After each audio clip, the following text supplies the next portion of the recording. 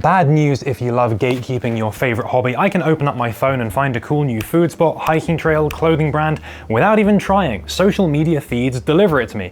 The gate has never been lower, so why is gatekeeping such a hot topic? What is the point of still trying to gatekeep? And what's up with the surprising trend of ungatekeeping? This is Amoeba here. Let's talk about the gatekeeping situation.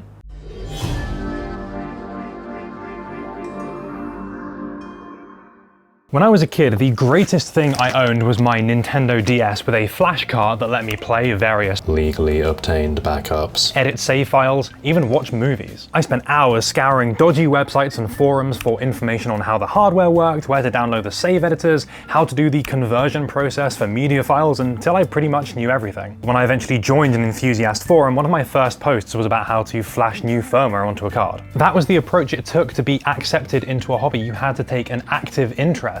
You had to research things for yourself through these scattered sources, and then share that knowledge with others. Had I kicked down the door of a forum and asked immediately what the best flashcard was, where to get a legally acquired backup of the new Pokemon game, I would have been brutally cyberbullied by someone with an anime avatar, 20,000 posts to their name, and a signature full of the most obscure user bars you've ever seen. Now we communicate and share more than ever thanks to social media, but I think things are pretty different now. I think a big change is the one from active to passive consumption. Be honest, how many times have you opened up TikTok or Instagram to research a topic rather than just scrolling through and seeing what the algorithm serves you? New card. What do you think? Oh, very nice. Look at that. Picked them up from the printers yesterday. We have much less control over what we learn about a hobby or subculture and who's teaching us. It's very easy to download our opinions and knowledge from someone that we don't know but sounds convincing. And it's the same situation with comments. Their value is determined by their level of visibility, how many likes and replies they have, rather than the identity and the history of the person leaving that comment. My point is that the online landscape means the barrier to share information and the barrier to receive information is almost zero. The gate barely exists, and yet gatekeepers and discussion about gatekeeping seems to be everywhere. When the gate is so low, do the gatekeepers have a point? This spot is kind of like a personal thing to me, you get what I'm saying? Because you wouldn't have even wanted this if you ain't seen me post it. I don't even think you're really hungry like that, to be honest, bro. I think we can agree this attitude is omega cringe, and it does happen in fashion. Do you really think that your pants are so unique, that your taste so elevated? I think the underlying rationale for not telling people about what things are does run slightly deeper though. Luxury is everywhere. You can go online and instantly see crazy amounts of money being spent on hobbies.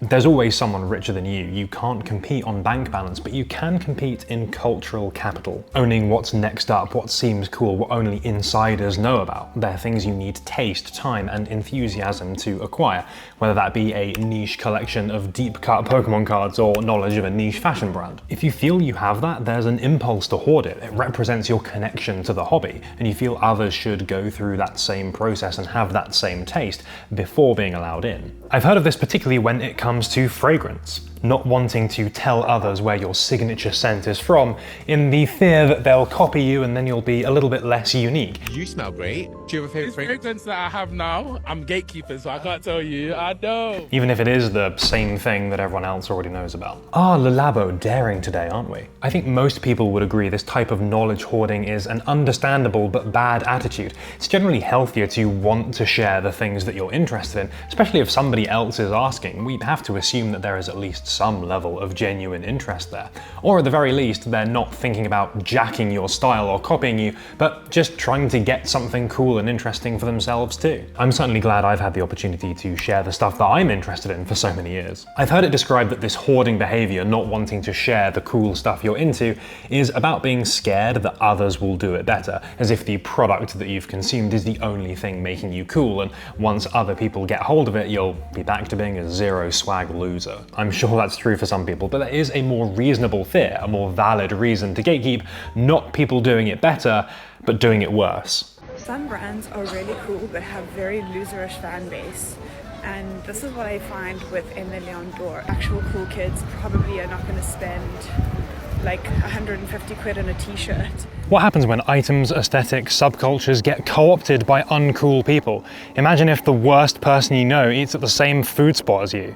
Is my taste in sandwiches bad? Of course, with self-assuredness in your taste, it doesn't matter who else is doing it. You shouldn't be wearing a jacket solely because you've seen other people wearing it and you think they're cool. And you don't want to be that person saying, oh no, now the normies have gotten hold of my cool secret hobby. However, I do get it, and with some hobbies, it's actually pretty important. Got a live studio audience this afternoon, let me show you the other side. You're gonna get bad actors in any hobby or subculture, people who don't want to genuinely engage with it, just consume it, whether that be a Labubu scalper, fashion trend hopper, or performative food spot visitor. Having too many of these people in a hobby who take more than they give does have a cultural impact. A lot of people have spoken about the death of subcultures, where things are now just replaced with cores and aesthetics, things which just kind of evoke a vibe and are essentially no more than products to be consumed. Where there's no gate, there's a danger of what makes communities or subcultures unique getting watered down. It's no longer how can I be punk, but how can I buy punk. I think it's reasonable to not give those people the keys to your hobby castle. And when everyone has the same level of access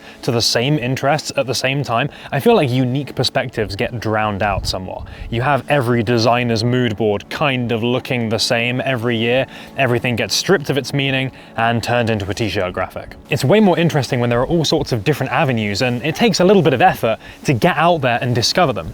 The best example of restricting access being a good thing is when hobbies get objectively worse the more people that do them. Plenty of times I've seen a cool trail, hiking spot, etc. get shown off on social media. The next weekend, hundreds if not thousands of people descend on it. Peaceful hiking trails turn into queues of rubbish dumping posers and nobody has any fun. Next weekend, those same people will be at the donut shop. Weekend after that, they'll be fighting 10-year-olds for Pokemon card restocks. I'll be the first person to advocate for touching grass, and I'm not trying to come across like, oh, these damn kids ruining my hobbies by showing up. It's not about that. It's not necessarily about the gear, it's not about being new, it's about having the respect for the thing that you're doing and impacting people's enjoyment of that in a positive way and not a negative one. If all you're doing is showing up and harming other people's enjoyment of that thing, you probably should be unwelcome. But it's hard to take that attitude and say, sorry, we don't want you, or sorry, I'm not going to share where this is, and not come across as elitist. And how do you share a hobby like that now when any piece of content can blow up and be shown to 1 million people? When I wrote that DS guide, the number of people that saw it were probably in double digits, and that was exactly my expectation. That kind of thing just doesn't really happen now. One online generation ago, you're posting something to your friend group or your community.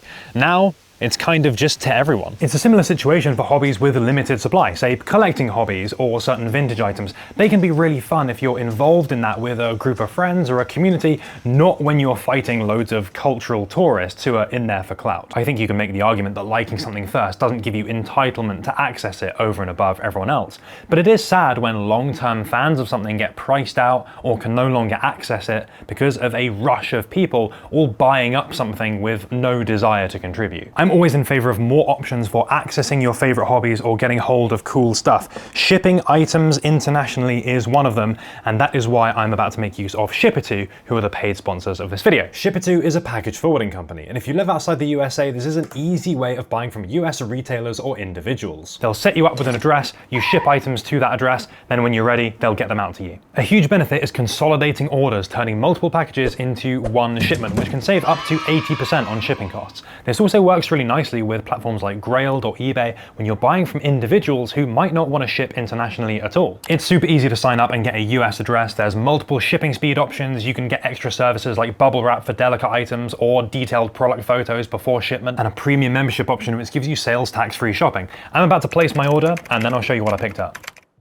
Alright, here is our package. Would you believe I don't own any dry skin acronym shorts? So here we go, the SP57DS. Nothing too crazy, but great for casual use. I'll probably wear these outdoors, hiking and stuff, so very nice that we got these like 40% off. I also grabbed this full court press tee. I love this graphic, and apart from Yankee hats, baseball is just not something that gets referenced over in Europe. From Online Ceramics, I picked up this hat, another brand that is just not well stocked in the UK, and I really like this souvenir vibe. I know camo hat is a bit of a trendy item, but I've never seen anyone wearing this one, and I think it will fit in with some of the nice Americana type things I've been enjoying recently. My top pickup though has got to be this neighborhood jacket. I love the details on here, and just look at the distressing combined with this muddy grey brown that might be a nice bridge between different styles. And would you believe this was 50% off, way cheaper than I could find it in the UK. I will definitely be doing this in future. Great way to try out some smaller brands that would be uneconomical to ship individually. Fantasy Initiative, Isolation Man, Beautiful. Shippetu has definitely worked out well well for me, and thanks to this code you can get a free membership and 15% off your first delivery. If you've ever fancied grabbing something from the US, now is your chance.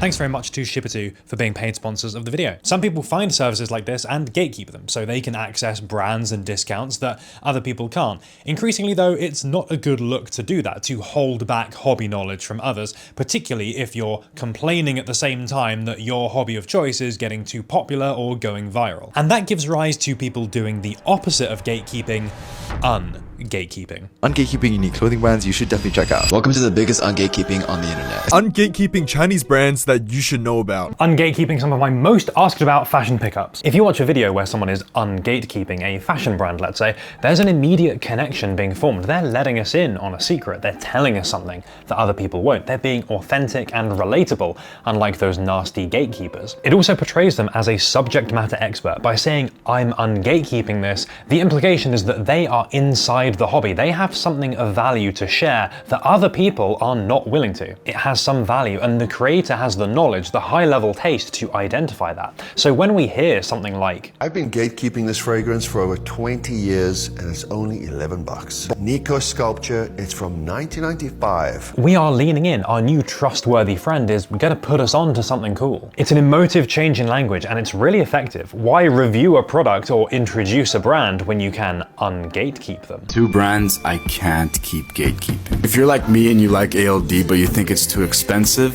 you might want to stay tuned. It links perfectly, of course, to the landscape of passive content consumption. We often don't know the people whose content we watch, and ungatekeeping builds trust to an unfamiliar audience. The more we talk about gatekeepers and anti-gatekeepers, the more things seem like some cultural war zone where sides must be taken, and the more anti-gatekeepers seem like the good guys. But are they? Frequently, it seems ungatekeeping or revealing secrets is just about buying things. Very rarely do I see a process or a technique or a piece of information being ungatekept. It's much more likely to be a product, a brand, an affordable alternative that you can buy now. But is that not encouraging people to see hobbies and interests in a very surface level way, nothing more than products to be consumed? Can we not think a little bit deeper about some of this stuff? Already, I think we're getting to a stage where the ungatekeepers seem to be lacking knowledge in the topic that they're ungatekeeping. Ungatekeeping some of my favorite brands. A brand I just recently found out about, it's called Noah NYC. Is it even possible to ungatekeep a brand that you just heard about? ALD. While ALD definitely has a cult following, it's still considered a lesser known brand. Finally, there's someone here to ungatekeep closely guarded secret brand Aimé Leon d'Or. Look, I'm not gonna cyberbully this guy too hard for not being an expert. Ungatekeeping culture basically seems like more of a language change than a behavioral one, so I don't necessarily think it's a problem. I mean, content creators, regardless of knowledge level, have always shared clothing items, brands, other stuff. It's kind of our job, I suppose. I remember being criticized for putting out acronym and techwear videos, essentially ungatekeeping a niche fashion subculture, when really all I wanted to do was share something that I was interested in and just starting to learn about, and put that out to what was then a fairly small community. But now the terminology has snowballed to the point that everyone seems to be saying it, and you are either a gatekeeper or an ungatekeeper. I'm sure in time things will move on and we'll stop describing everything in these terms, but for now it's worth remembering that ungatekeeping content is essentially just the same as videos about stuff. If ungatekeeping is nothing special, does that mean we need gatekeeping? Unfortunately, a certain flattening of culture is inevitable with how easily and how passively we consume things on social media now, but I do believe that those true enthusiasts will always be able to do something better than the cultural tourists, fake fans, whatever you want to call them. They're the ones who will find the next interesting thing, who will put more effort into doing it better than others, and those are the voices that I want elevated in the content soup. So I'm much more interested in supporting people like that rather than gatekeeping others. So this one goes out to the beat makers, the gunpla painters, and the people who throw Nicolas Cage pillows into a basketball hoop backwards while spinning a burger on a parasol. Actually, I think there's only one person that does that. At some point, every hobby will probably have that point of being oversaturated, the TikTok trend of the month, but the real enthusiast will weather that cultural storm, and you never know, that period might bring in some new people with a genuine interest who might have a new perspective to offer, and that is really important for hobbies to keep growing and evolving. Now, I've got some underrated Nintendo DS games to play, so I'll catch you in the next one.